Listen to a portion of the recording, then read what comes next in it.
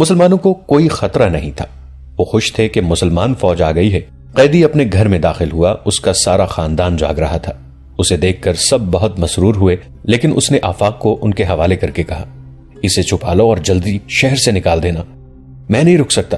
صلیبیوں نے کل رہائی کا وعدہ کیا ہے، اسے بھی کوئی نہیں جانتا، اگر میں یہاں رک گیا تو شاید کبھی بھی رہائی نہیں ملے گی۔ کیا یہ سچ ہے کہ صلاح الدین ایوبی کی فوج اندر آ گئی ہے؟ قیدی کے باپ نے پوچھا۔ کچھ پتا نہیں، قیدی نے جواب دیا، آگ بہت زور کی ہے، معلوم نہیں کب بجھے گی۔ اگر ہماری فوج نہیں آئی تو پھر ہم یہ خطرہ کیسے مول لے سکتے ہیں؟ قیدی کے باپ نے کہا۔ یہ آدمی خود ہی نکل جائے گا، قیدی نے کہا، یہ کل یہاں سے نکل جائے گا۔ اس کا ہمیں کوئی خطرہ نہیں، قیدی کے باپ نے کہا۔ ابھی تمہارا چھوٹا بھائی 2 مسلمان لڑکیوں کو لایا ہے، انہیں اس نے اور سارم کے بیٹے عثمان اور ان کے دوستوں نے صلیبیوں کے شاہی خانے سے اغوا کیا ہے، دونوں کو ہم نے گھر میں چھپا لیا ہے۔ کون ہے وہ لڑکیاں؟ قیدی نے پوچھا۔ کہتے ہیں انہیں کل ایک قافلے سے صلیبیوں نے اغوا کیا تھا، باپ نے جواب دیا۔ ان کا بھائی سنا ہے قید میں ہے۔ آفاق نے تڑپ کر پوچھا، کہاں ہیں وہ لڑکیاں؟ ذرا سی دیر میں آفاق اپنی بہنوں کو گلے لگا رہا تھا، خدا نے اس کی فریادیں سن لی تھیں۔ یہ بڑا ہی جذباتی منظر تھا، ان کے ماں باپ مارے گئے تھے، وہ لٹ گئے تھے، انہیں ایسے معجزہ نما ملاقات کی توقع نہیں تھی۔ جس قیدی کا یہ گھر تھا وہ دوڑ کر باہر نکل گیا، وہ قید سے بھاگنا نہیں چاہتا تھا۔ اس کا چھوٹا بھائی برجیس اور عثمان سارم کے ساتھ تھا، وہ لڑکیوں کو چھوڑ کر کہیں چلا گیا تھا۔ وہ اچانک آ گیا، اس نے لڑکیوں سے کہا، فوراً اٹھو، شہر سے نکلنے کا موقع پیدا ہو گیا ہے۔ آفاق سے متعلق اسے بتایا گیا کہ وہ ان لڑکیوں کا بھائی ہے اور قید سے فرار ہو کر آیا ہے۔ اس نے آفاق کو بھی اپنے ساتھ لیا اور باہر لے گیا۔ باہر 3 گھوڑے کھڑے تھے، یہ برجیس کا انتظام تھا۔ اس نے دونوں بہنوں کو گھوڑوں پر سوار کیا اور جب تیسرے گھوڑے پر خود سوار ہونے لگا تو اسے آفاق کے متعلق بتایا گیا۔ اس نے آفاق کو تیسرے گھوڑے پر سوار کیا اور خود چل پڑا۔ اس نے اتنا ہی کہا، خدا حافظ دوستو، زندہ رہے تو ملیں گے، اور وہ دوڑ پڑا۔ وہ شہر کے عقبی دروازے کی طرف جا رہا تھا جہاں سے ڈرے ہوئے شہریوں کا جلوس باہر کو بھاگا جا رہا تھا۔ یہ دروازہ برجیس نے پہلے سے دیکھ رکھا تھا، شہر سے نکلنے کا موقع پیدا ہو گیا تھا۔ اس نے کہیں سے 3 گھوڑے پکڑے اور لے آیا۔ کسی صلیبی کمانڈر نے دیکھ لیا کہ شہری تو بھاگ رہے ہیں، اس نے دروازہ بند کرنے کا حکم دے دیا۔ برجیس جب وہاں پہنچا تو دروازہ آہستہ آہستہ بند ہو رہا تھا اور شہریوں کا ایک ہجوم دروازے میں پھنس گیا تھا۔ ایک واویلا برپا تھا۔ برجیس نے چلانا شروع کر دیا، پیچھے سے فوج آ رہی ہے، دروازہ کھول دو، بھاگو، مسلمان آ رہے ہیں۔ ہجوم نے آگے کو زور لگایا تو بند ہوتے ہوتے دروازہ کھل گیا۔ انسان رکے ہوئے دریا کی طرح بند توڑ کر نکل گئے۔ باہر نکل کر برجیس نے آفاق سے کہا کہ کسی ایک بہن کے پیچھے سوار ہو جاؤ، اگر میں تمہارے ساتھ سوار ہوا تو ایک گھوڑے پر 2 مردوں کا وزن زیادہ ہو جائے گا، ہمارا سفر لمبا ہے۔ آفاق ایک بہن کے پیچھے سوار ہو گیا، دوسری نے اس سے کہا کہ وہ سواری سے ڈرے نہیں، گھوڑا اسے گرائے گا نہیں۔ انہوں نے گھوڑے دوڑا دیے۔ برجیس کو معلوم تھا کہ راستے میں صلیبی فوج خیمہ زن ہے، اسے یہ بھی معلوم تھا کہ کون سی جگہ فوج نہیں ہے۔ وہ اس سمت ہو لیا۔ کرک کے بھاگے ہوئے لوگ ادھر ادھر بکھرتے جا رہے تھے، شعلوں کی روشنی دور دور تک جا رہی تھی۔ آفاق اور لڑکیوں کو معلوم نہیں تھا کہ انہیں کس طرح رہا کرایا گیا ہے۔ برجیس خاموش تھا، وہ اگر بولتا تھا تو صرف اتنا کہ آفاق سے اس کی خیریت پوچھتا تھا اور اس کی جو بہن گھوڑے پر اکیلی سوار تھی اس سے پوچھ لیتا تھا کہ وہ ڈر تو نہیں رہی۔ کرک کے شعلے پیچھے ہٹتے چلے جا رہے تھے اور رات گھوڑوں کی رفتار کے ساتھ گزرتی جا رہی تھی۔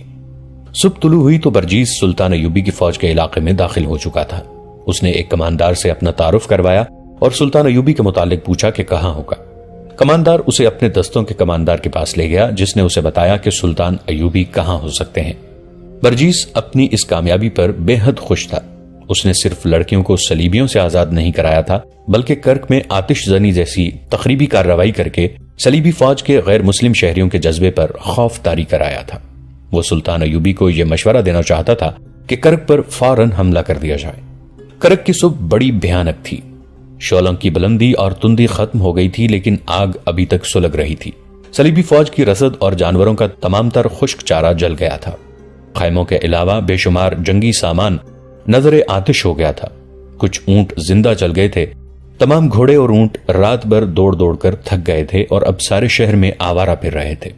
جگہ جگہ ان لوگوں کی لاشیں پڑی تھیں جو بے لگام گھوڑوں اور بے مہار اونٹوں کی زد میں آ کر کچلے گئے تھے۔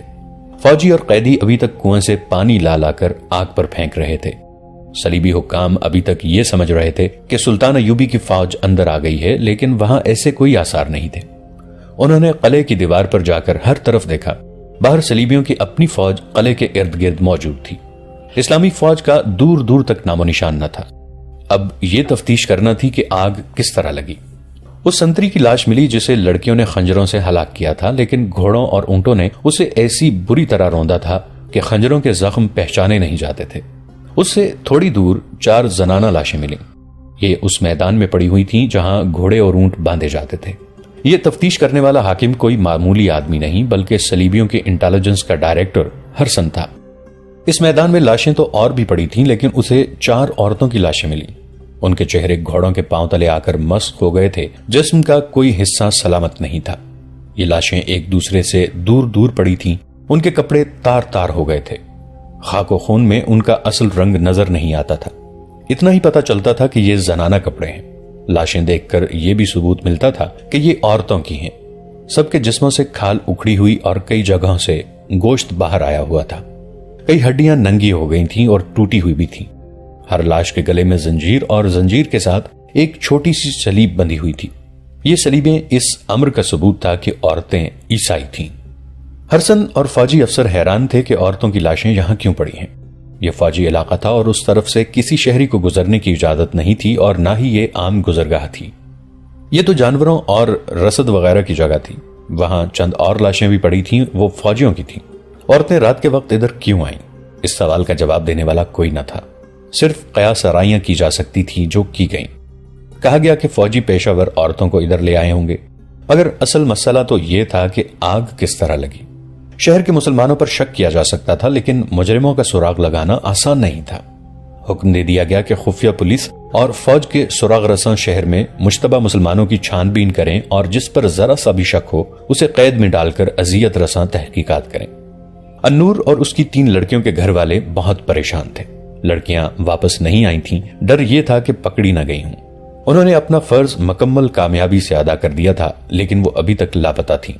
عثمان سارم اور اس کے دوست ان تماشائیوں کے ہجوم میں جا کھڑے ہوئے جو آتش زدہ جگہ کھڑے تھے۔ وہاں انہیں پتا چلا کہ 4 عورتوں کی لاشیں ملی ہیں۔ تھوڑی دیر بعد اعلان ہوا کہ 4 عورتوں کی لاشیں فلاں جگہ پر رکھ دی گئی ہیں۔ تمام شہری انہیں دیکھ کر پہچاننے کی کوشش کریں۔ تماشائیوں کا ہجوم ادھر کو چلا گیا۔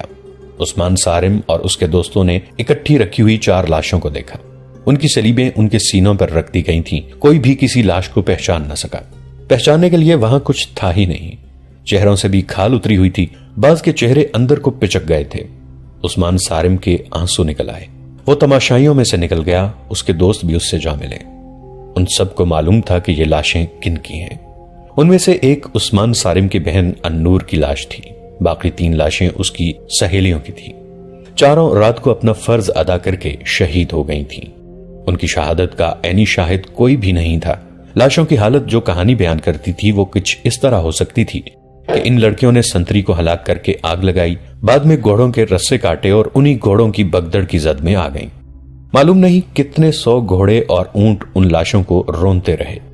2 لڑکیوں کی عصمت بچانے کے لیے 4 لڑکیاں قربان ہو گئیں۔ برجیس نے اپنے ہاتھوں ان لڑکیوں کے گلوں میں صلیبیں لٹکائی تھیں تاکہ بوقت ضرورت وہ صلیبیں دکھا کر ظاہر کر سکیں کہ وہ عیسائی ہیں۔ ان لڑکیوں کا جنازہ نہیں پڑا گیا۔ انہیں صلیبیوں نے عیسائی سمجھ کر اپنے قبرستان میں کہیں دفن کر دیا۔ ان کے لواحقین نے ماتم نہیں کیا۔ ایصال ثواب کے لیے قرآن خوانی کی گئی۔ گھروں میں غائبانہ نماز جنازہ پڑھی گئی۔ 4 لڑکیوں کے باپوں نے ایک ہی جیسے جذبات کا اظہار کیا۔ انہوں نے کہا کہ اسلام کے نام پر وہ 4 بیٹے قربان کرنے کو تیار ہیں، مگر ان سے جو قربانی لی جانے لگی وہ بہت ہی اذیت ناک تھی۔ صلیبی فوج نے تمام مسلمان گھروں کی خانہ تلاشی شروع کر دی۔ خطرہ یہ تھا کہ جو ہتھیار انہوں نے گھروں میں چھپا رکھے ہیں وہ پکڑے جائیں گے۔ سب نے ہتھیار اندرونی کمروں کے فرش کھود کر دبا دیے۔ دوسرا خطرہ یہ تھا کہ جو 4 لڑکیاں شہید ہو گئی تھیں ان کے متعلق جواب دینا مشکل تھا کہ کہاں چلی گئی ہیں۔ آگ کی رات کے دوسرے ہی دن امام کو جب لڑکیوں کی شہادت کی خبر سنائی گئی تو اس نے پہلی بات یہ کہی، تمہارے غیر مسلم پڑوسی اور مسلمان مخبر ضرور پوچھیں گے کہ لڑکیاں کہاں ہیں تو کیا جواب دو گے؟ امام دانشمند اور دور اندیش انسان تھا۔ اس نے گہری سوچ کے بعد کہا، 4 لڑکیوں کے بھائی اور باپ میرے ساتھ آئیں۔ وہ آ گئے تو اس نے سب کو ایک طریقہ بتایا اور کچھ باتیں ذہن نشین کرائیں۔ وہ سب کو صلیبیوں کے انتظامیہ کے دفتر میں لے گیا اور وہاں کے سب سے بڑے حاکم سے ملاقات کی اجازت لے کر بڑے غصے میں اور جذباتی لہجے میں کہا، میں ان لوگوں کا امام ہوں، یہ میرے پاس فریاد لے کر آئے ہیں کہ رات آگ لگی تو یہ سب آگ بجھانے کے لیے اٹھ دوڑے، یہ رات بھر کنویں سے پانی نکالتے رہے، شہر میں بھگدڑ مچ گئی، کسی کو کسی کا ہوش نہیں رہا، یہ لوگ صبح کے وقت گھروں میں گئے تو انہیں پتا چلا کہ آپ کی فوج کے کچھ آدمی ان کے گھروں میں گھس گئے اور ان کی کنواری لڑکیاں اٹھا کر لے گئے، ہماری 4 لڑکیاں لاپتہ ہیں، ہماری فوج پر الزام عائد کرنے سے پہلے کچھ سوچ لو۔ صلیبی حاکم نے رعب سے کہا، جناب میں مذہبی پیشوا ہوں۔ امام نے کہا، میں آپ کو یہ بتانا چاہتا ہوں کہ آپ ہمیں دھتکار سکتے ہیں اور اپنی فوج کو بے گناہ کہہ سکتے ہیں، لیکن خدا سے آپ کوئی اچھا برا عمل چھپا نہیں سکتے، آپ ہمارے حاکم ہیں، خدا تو نہیں۔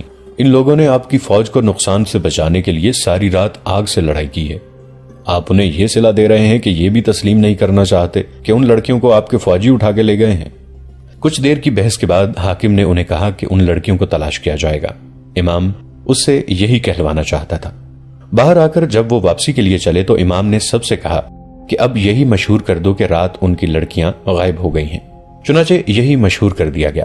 ان کے پڑوس میں رہنے والے غیر مسلموں نے یہ یقین کر لیا کہ رات شہر کی حالت ہی ایسی تھی کہ لوٹ مار اور اغوا آسانی سے کی جا سکتی تھی۔ برجیس سلطان ایوبی کے خیمے میں بیٹھا تھا۔ آفاق کی مرہم پٹی سلطان ایوبی کا جراح کر چکا تھا۔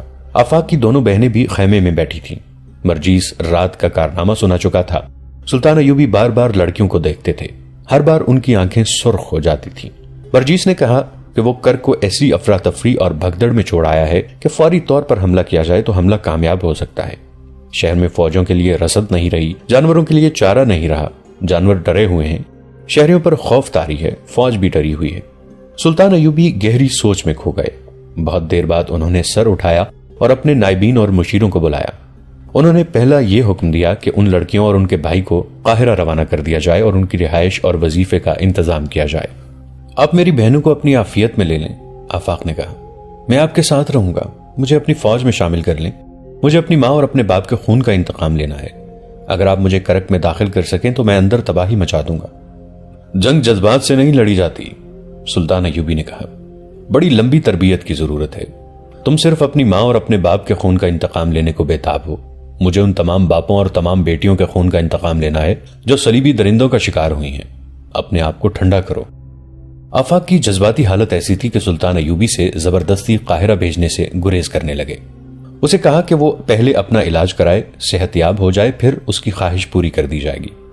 اتنے میں نائب سالار اور اعلیٰ کماندار آ گئے، ان میں زاہدان بھی تھا۔ سلطان ایوبی نے آفاق اور اس کی بہنوں کو باہر بھیج دیا۔ انہوں نے اجلاس میں یہ مسئلہ پیش کیا کہ کیا کرک کو فوراً محاصرے میں لے لیا جائے۔ انہوں نے سب کو کرک کی اس وقت کی کیفیت بتائی۔ اس مسئلے پر بحث شروع ہو گئی۔ زاہدان نے اپنے جاسوسوں کی رپورٹ کی روشنی میں کہا کہ صلیبی فوج صرف کرک میں نہیں باہر بھی ہے، اور اس کا ایک حصہ ایسی پوزیشن میں ہے جو ہماری فوج کا محاصرہ باہر سے توڑ دے گا۔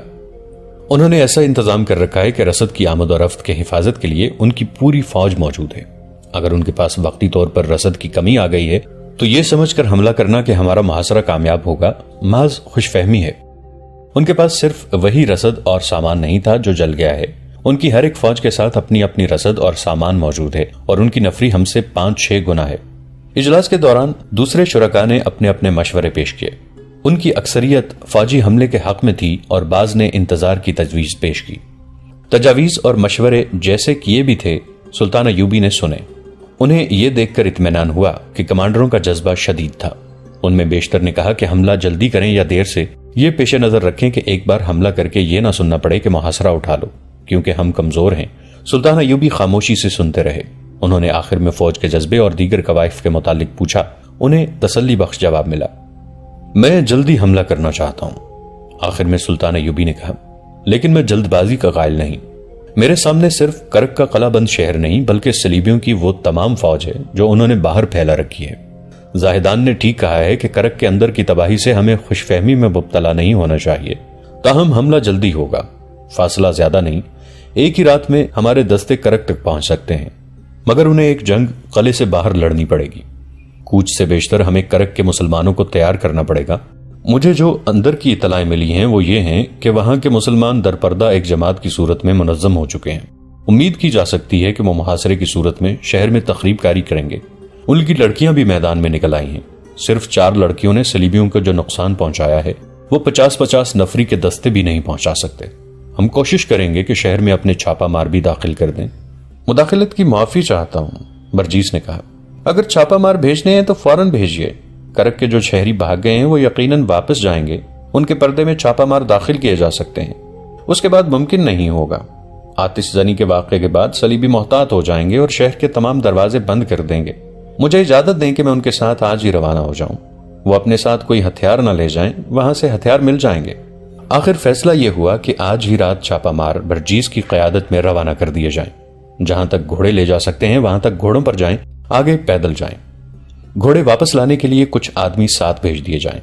اسی وقت زاہدان سے کہا گیا کہ وہ برجیس کی ہدایت کے مطابق چھاپا ماروں کو شہری لباس مہیا کرے اور شام کے بعد روانہ کر دے۔ سلطان ایوبی نے اپنے فوجی کمانڈروں کو جنگی نوعیت کی ہدایات دیں اور خاص طور پر کہا، یہ یاد رکھنا کہ جس فوج سے ہم حملہ کرا رہے ہیں یہ وہ فوج نہیں جس نے شوبک فتح کیا تھا۔ یہ فوج مصر سے آئی ہے جس میں دشمن نے بے اطمینانی پھیلائی تھی۔ اس فوج کو محاصرے میں لڑنے کا تجربہ نہیں، کمانداروں کو چوکنا رہنا پڑے گا۔ مجھے شک ہے کہ اس فوج میں تخریبی ذہن کے سپاہی بھی ہیں۔ میں نے جو دستے اپنے ہاتھ میں رکھے ہیں وہ ترک اور شامی ہیں، اور نور الدین زنگی کی بھیجی ہوئی کمک کو بھی اپنے پاس محفوظ رکھوں گا۔ حالات تمہارے خلاف ہو گئے تو گھبرا کر پیچھے نہ ہٹانا، میں تمہارے پیچھے موجود ہوں گا۔ اور یہ بھی یاد رکھو کہ کرک کے مسلمانوں کے ساتھ امیدیں وابستہ نہ کیے رکھنا۔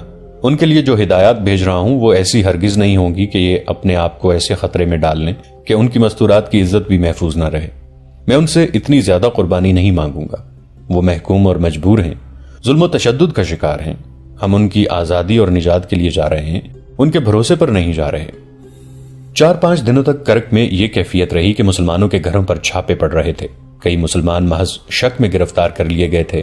بیگار کیمپ کے جن قیدیوں کو اس وعدے پر آگ بجھانے کے لیے لے گئے تھے کہ انہیں رہا کر دیا جائے گا، رہا نہیں کیا گیا تھا۔ صلیبیوں نے مظالم کا ایک نیا دور شروع کر دیا تھا۔ ان کا نقصان معمولی نہیں تھا۔ وہ جانتے تھے کہ مسلمانوں کے سوا یہ دلیرانہ تخریب کاری کوئی اور نہیں کر سکتا۔ گرفتار ہونے والوں میں عثمان صارم کے 2 دوست بھی تھے جو لڑکیوں کو رہا کرانے کے لیے اس کے ساتھ گئے تھے۔ انہیں درندوں کی طرح اذیتیں دی جا رہی تھیں۔ صلیبی بربریت کی حدوں سے بھی آگے نکل گئے تھے، مگر انہیں کوئی سراغ نہیں مل رہا تھا۔ صرف یہ 2 کم عمر لڑکے تھے جن کے سینوں میں سراغ تھا، لیکن ان کی زبانیں بند تھیں، ان کے جسموں میں کچھ نہیں رہا تھا۔ چکر شکنجے میں کس کس کر اور جھٹکے دے دے کر ان کے جوڑ الگ کر دیے گئے تھے، لیکن لڑکے خاموش تھے۔ آخر ہرسن خود قید خانے میں گیا۔ اس کی توجہ بھی ان 2 لڑکوں پر تھی۔ اسے مسلمان مخبروں نے بتایا تھا کہ آتش زنی میں ان 2 لڑکوں کا بھی ہاتھ ہے۔ مسلمان مخبر 2 تھے، دونوں ان لڑکیوں کے پڑوسی تھے۔ وہ معمولی سے حیثیت کے آدمی ہوا کرتے تھے، لیکن اب گھوڑا گاڑیوں میں سواری کرتے تھے اور صلیبیوں کے درباری بن گئے تھے۔ وہ صلیبی حاکموں کو گھروں میں بھی مدعو کرتے تھے اور اپنی بیٹیوں کے ساتھ بٹھاتے اور فخر کرتے تھے۔ ان کی 2-2 3-3 بیویاں تھیں اور وہ شراب بھی پیتے تھے۔ انہوں نے ان 2 لڑکوں کو آتش زنی کی رات کہیں مشکوک حالت میں دیکھا تھا اور انہیں گرفتار کرا دیا۔ ہرسن نے قید خانے میں ان دونوں جوانوں کی حالت دیکھی تو اس نے محسوس کیا کہ نزا کی حالت میں پہنچ کر بھی انہوں نے کچھ نہیں بتایا تو یہ کچھ بھی نہیں بتائیں گے۔ ان کے جسم عادی ہو چکے ہیں۔ وہ انہیں اپنے ساتھ لے گیا، انہیں بڑا اچھا کھانا کھلایا، پیار اور شفقت سے پیش آیا۔ ڈاکٹروں کو بلا کر انہیں دوائی پلائی اور تشدد کے زخموں اور چوٹوں کا علاج کرایا، پھر انہیں سلا دیا۔ وہ فوراً گہری نیند سو گئے۔ ہرسن دونوں کے درمیان بیٹھ گیا۔ کچھ دیر بعد ان میں سے ایک نوجوان صاف الفاظ میں بڑبڑانے لگا، میں کیا جانوں، میرا جسم کاٹ، مجھے کچھ بھی معلوم نہیں۔ اگر کچھ معلوم ہوگا تو کبھی نہیں بتاؤں گا۔ تم گردن کے ساتھ صلیب باندھتے ہو، میں نے قرآن کی ایک آیت باندھی ہوئی ہے۔ تم نے آگ لگائی تھی؟ ہرسن نے کہا، تم نے صلیبیوں کی کمر توڑ دی ہے، تم بہادر ہو، مر گئے تو شہید کہلاؤ گے۔ اگر مر گیا تو جب تک جسم میں جان ہے اس جان میں ایمان بھی رہے گا۔ جان نکل جائے گی، زبان نہیں نکلے گی۔ ہرسن نے اس کے سوئے ہوئے ذہن میں اپنی مطلب کی باتیں ڈالنے کی بہت کوشش کی، لیکن نوجوان کے ذہن نے قبول نہ کی۔ اتنے میں دوسرا لڑکا بھی بڑبڑانے لگا۔ ہرسن نے اس کی طرف توجہ دی، اسی طرح اس کے ذہن میں بھی باتیں ڈالیں جو اس نوجوان نے اگل دیں۔